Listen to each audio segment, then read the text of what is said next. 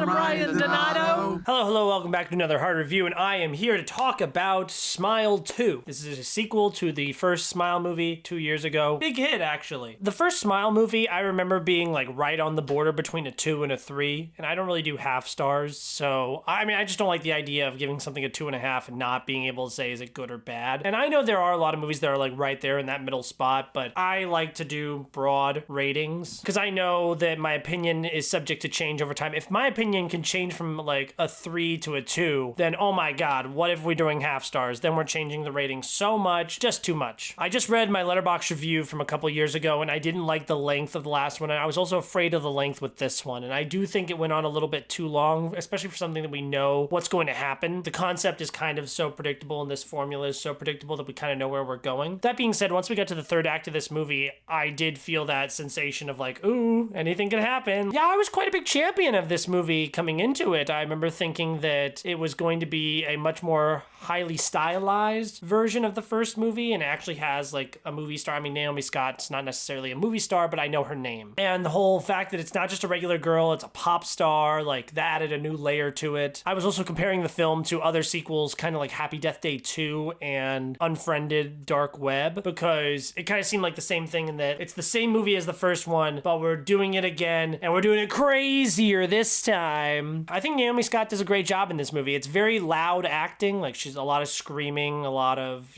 crying, and physical performance. That just means it's easier to point out when something is good, when it's like, oh, I'm acting, instead of more subtle type things. The way that she drinks that water bottle is fucking insane. The scares in this movie, I thought there's some of them that are brilliant. There's 2 that are brilliant. Most of the rest of them, though, are jump scares, which I don't know about you guys, but it's not really something that I'm super into, jump scares. Honestly, find them to be like the laziest form of horror. Anyone could do, like, I could do it right now. I'm not going to because I'm nice, but I could do this like little review and then just be quiet for a second and then flashes on the screen and it's like, ah! That's this big loud noise. It was quiet before, but now it's loud. It's just the laziest form of horror, so that kind of frustrated me here. And it really worked for my audience too. Like, they were like, ah! And then some of the more brilliant scares in this movie, they were kind of laughing at, and I was like, but guys, that's actually creepy and scary, and that took actually some artistry, instead of just being like, Speaking of the humor in this film, I did think it was actually pretty funny throughout. That was actually something that really kept me going when, like, the narrative was so, okay, I know where we're going with this. It maintained its entertainment value, not because of the jump scares, but just because of the jokes that were kind of coming at you. And I didn't really anticipate this being a very funny movie, but that works really well here. I'm not going to say any spoilers about this movie, but the movie ended exactly the way that I wanted it to end. Like, I remember leading up to the ending, I was like, please end it like this, please end it like this, please end it like this, and then they did exactly what I wanted, and I was like, yay, I'm going from a 3 to a 4, because I was so close to a 3. I was at a 3 for the majority of the time, but by the end of the film, I just found myself like, I'm so happy, like, this is me, this is my raw physical reaction to the film. I feel so like lit up,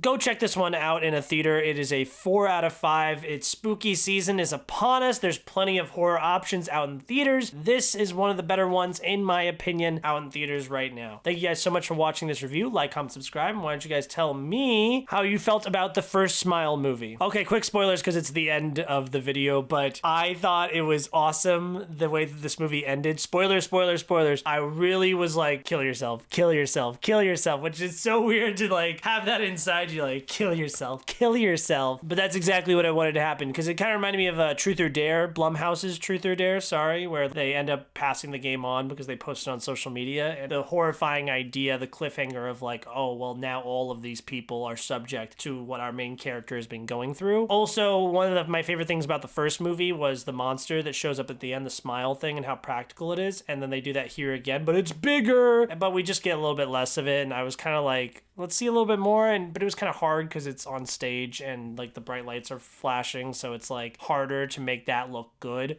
So I understand, whereas in the first movie we're in this dark room lit by a fire just barely, but here it's like bright lights. Good movie.